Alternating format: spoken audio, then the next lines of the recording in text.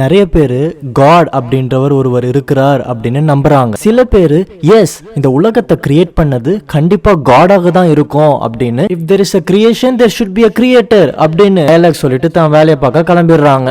இன்னும் சில பேரு இதெல்லாம் இயற்கையா உருவானது, சும்மா கோடி பில்லியன் வருஷத்துக்கு முன்னாடில இருந்து இது இருக்கு அப்படின்னு அவங்களும் தான் வேலையை பார்க்க கிளம்பிடுறாங்க. சிலர் காட் என்பவர் ஒருவர் தான் அப்படின்னு சொல்றாங்க. இன்னும் சிலர் காட் பல பேர் இருக்கிறாங்க அப்படின்னு சொல்றாங்க. சிலர் நீதான் காட் அப்படின்னு சொல்றாங்க. இன்னும் சில ஒர்க் இஸ் வர்ஷிப் அப்படின்னு சொல்லிட்டு கிளம்பிடுறாங்க.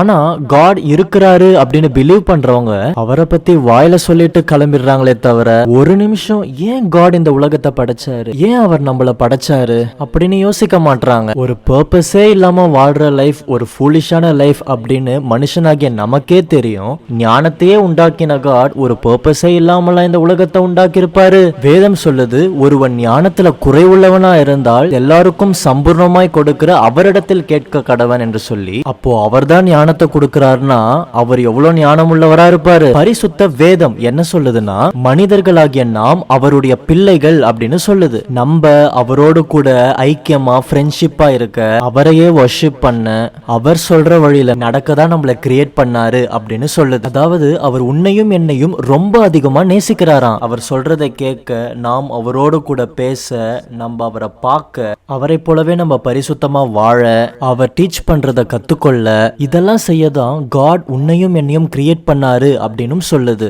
பட் அப்ப நம்ம மெயினா இதெல்லாம் செய்யாம இதை தவிர்த்து எல்லாமே செஞ்சிட்டு இருக்கிறோம் அப்படின்னா, கண்டிப்பா காட் நமக்கு கொடுத்திருக்கிற அந்த பியூட்டிஃபுல்லான லைஃபை நிச்சயமா இழக்க நேரிடும். ஸோ இனிமே நீங்க ஒரு தனியான ஆளா வாழ்ந்து கஷ்டப்படாம காடோட கூட சேர்ந்து வாழ முற்படுங்க.